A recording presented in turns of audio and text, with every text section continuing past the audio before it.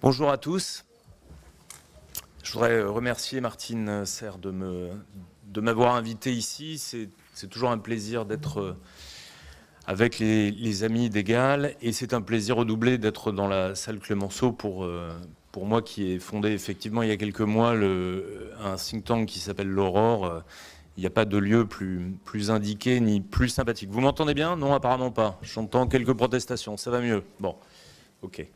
Non, c'était juste pour réveiller que tout le monde, pour vérifier que tout le monde était réveillé. Apparemment, ça a l'air d'être le cas. J'ai proposé à Martine d'intervenir sur le défi identitaire. Alors, c'est un peu hors cadre par rapport au thème général de la conférence, encore que, puisque, à mon sens, la laïcité dont je me suis un peu occupé, je ne sais pas si vous le savez, mais il y a quelques mois, j'ai rendu un rapport pour le ministère de l'Intérieur sur ce sujet.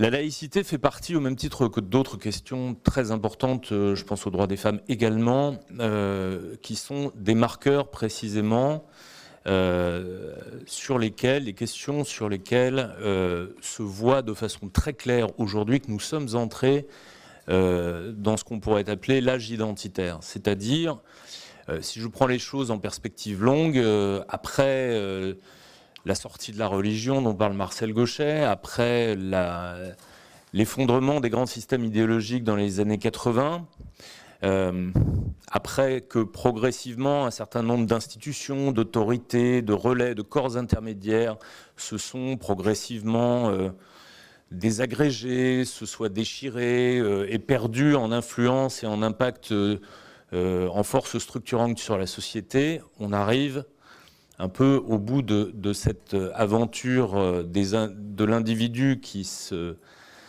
s'érige en majesté dans la société, et nous arrivons, et là aussi je reprends une formule de Marcel Gauchet parce que je la trouve très, très juste et très forte, après avoir si longtemps bataillé contre un pouvoir sans liberté, nous nous retrouvons dans la situation inattendue et inconfortable d'une société où nous avons la liberté mais sans pouvoir. Et les forces identitaires, les aspirations identitaires viennent combler, sinon ce vide, c'est pas tout à fait un vide, mais du moins ces incertitudes et cet inconfort dans lequel les citoyens se retrouvent, et tout particulièrement d'ailleurs les citoyens qui sont les plus fragiles, les plus exposés à tous les vents, quels qu'ils soient. Les vents de l'insécurité, les vents de la mondialisation, les vents du chômage, les vents de la difficulté à s'orienter dans l'existence, à connaître, comprendre, décrypter le monde dans lequel nous sommes et à tirer les bienfaits des perspectives qui sont ouvertes par la mondialisation, par le progrès technique, par le digital, et à en subir plutôt les effets négatifs. Et d'une façon générale, les aspirations identitaires viennent combler le manque de ceux qui ont besoin de se raccrocher à quelque chose, tout simplement parce qu'ils ne sont pas, pour reprendre une expression qui a fait Flores, qu'ils ne sont pas des premiers de cordée, principalement. Voilà le tableau, et ce qu'il faut bien comprendre, à mon sens, quand on parle de défis identitaires à relever, ce que je fais devant vous aujourd'hui, c'est qu'on a bien sûr en tête, on le voit, parce que c'est aveuglant, on voit les forces populistes qui montent partout en Europe, et ça ne fait pas depuis quelques années, ça fait plus de 30 ans que ça dure. Paradoxalement, la France a été la première et pendant longtemps la seule à connaître ce phénomène avec l'émergence du Front National dès les années 1983. Année charnière à beaucoup d'égards. Je vous renvoie au très bel article qu'a fait pour la Fondation Jean Jaurès Jérôme Fourquet. Mais nous ne sommes plus du tout les seuls, et nous ne sommes même plus, là pour le coup, si j'ose dire, les premiers de cordée du populisme xénophobe, puisque des alliances se sont nouées en Autriche, pas encore, non, en Autriche, en Hongrie, en Italie, que dans les récentes élections, on l'a vu notamment en Suède, début septembre, en Suède, donc le berceau de la social-démocratie scandinave. On a vu le Parti social-démocrate sauver les meubles, et ce qui pouvait l'être, mais avec un score historiquement bas de 27 et quelques pourcents, et l'extrême droite bien proprement appelé démocrate de Suède, atteindre pratiquement 18% des suffrages. Et ce mouvement-là, on l'observe partout, alors avec des niveaux évidemment très différents. Et contrairement à ce qu'on a longtemps cru et longtemps dit, ce ne sont pas les pays les plus fragilisés économiquement qui sont les plus sensibles à l'extrême droite. En réalité, c'est même le contraire. Là, je regardais ce matin les sondages pour les prochaines élections législatives en Grèce, elles auront lieu l'an prochain. Le parti d'extrême droite, Aube dorée, stagne toujours autour de 7 ou 8%. Alors, quand on connaît un peu la vie politique grecque, on sait que des courants xénophobes existent dans les grands partis traditionnels. Donc, le potentiel d'extrême droite est peut-être un peu masqué comme ça. Enfin, toujours est-il que ce n'est pas nécessairement les pays les plus durement frappés par la crise qui se jettent dans les bras de l'extrême droite. Ça, c'est une théorie facile qu'on pourrait appeler l'économisme, mais on s'aperçoit qu'elle ne marche pas. Donc, ça veut dire qu'il y a un autre déterminant que la fragilité socio-économique, il y a d'autres raisons. Et il y a notamment, je le disais, cette crise identitaire qui joue sur d'autres ressorts, les ressorts culturels notamment, le sentiment qu'on est dépossédé d'un mode de vie, d'une façon d'être ensemble. Et vous aurez remarqué que l'extrême droite joue beaucoup là-dessus.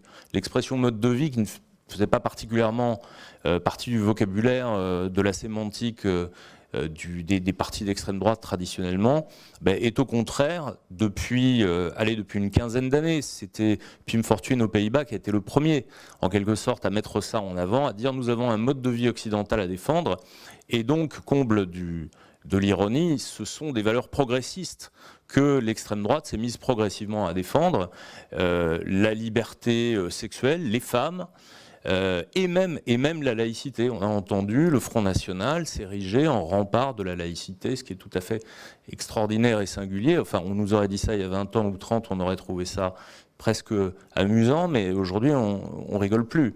Parce que l'appropriation de certaines valeurs républicaines par les droites populistes, c'est une réalité. Et symétriquement, quand on parle de montée des aspirations identitaires, on en trouve également dans cette partie un peu indéterminée du spectre politique, où les repères droite-gauche sont de plus en plus brouillés, mais enfin qu'on va quand même plutôt situer à la gauche de la gauche, voire franchement à l'extrême gauche, et qui est une mouvance à la fois gauchiste traditionnelle, on va dire, avec des courants altermondialistes. On a le sommet d'Urban au début de la décennie 2000, on a un certain nombre de repères comme ça historiques, je dirais, bien connus, d'une gauche soit non marxiste, soit marxiste, mais d'un courant alternatif à celle du Parti communiste, deux courants au pluriel alternatifs à ceux incarnés traditionnellement par le Parti communiste.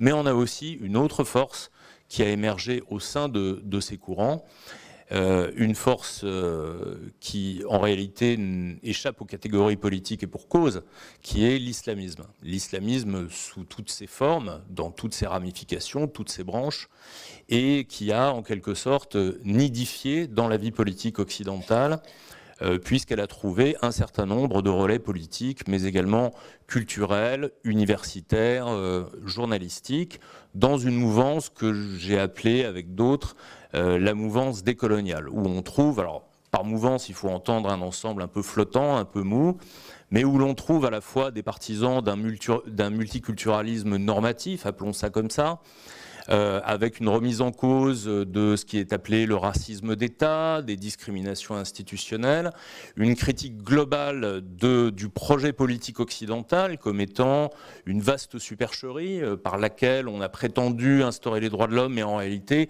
pour mieux installer une domination du Nord sur le Sud, domination des Blancs sur les non-Blancs, et progressivement, vous avez entendu s'immiscer là aussi, et faire retour dans la sémantique politique un vocabulaire sur les races qui n'existait plus, qui avait disparu, qu'on croyait avoir fait disparaître de la sémantique politique, mais qui a fait et qui fait un retour en force. Et quand on parle de dynamique identitaire, on a cette espèce de... Moi, j'ai appelé ça une tenaille parce que je trouve qu'on a cette articulation-là, on a deux bords opposés qui se font face, mais qui en réalité sont articulés autour d'un même axe et qui progressivement se resserrent sur l'espace républicain, démocratique, il change un peu de nom selon les pays, mais qui est celui de la démocratie libérale, avec cette tonalité, cette coloration particulière qu'on connaît en France et à laquelle, je crois, la grande majorité de nos concitoyens sont attachés,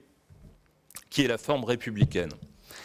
Voilà le défi qui est devant nous, et je crois qu'il faut comprendre, et tant qu'on ne comprend pas ça, on ne lutte pas efficacement contre, que ces deux branches s'entrappartiennent et sont solidaires l'une de l'autre. L'une fait progresser l'autre, involontairement ou volontairement, à la limite, peu importe, mais on ne peut pas lutter contre l'une sans lutter contre l'autre, ou bien nécessairement, et on le voit, on est mal à l'aise et on passe des compromis plus ou moins douteux.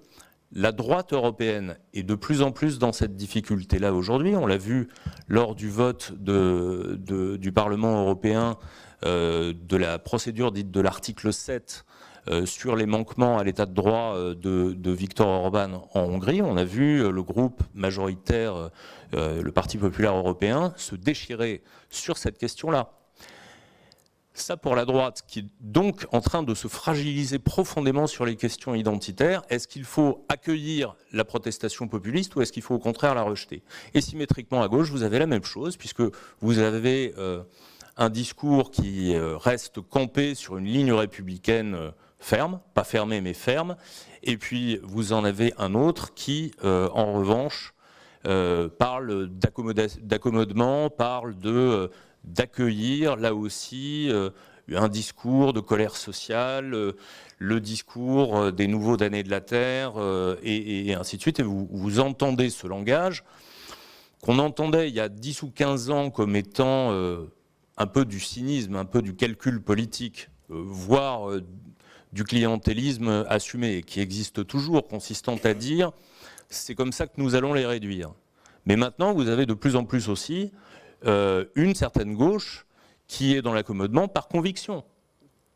D'ailleurs, elle est tellement dans cet accommodement par conviction qu'elle n'est plus nécessairement de gauche.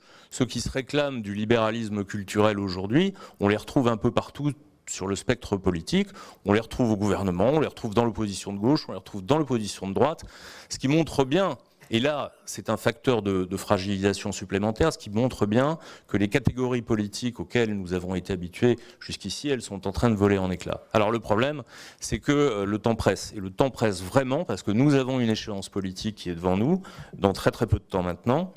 Ce sont les élections européennes de juin 2019.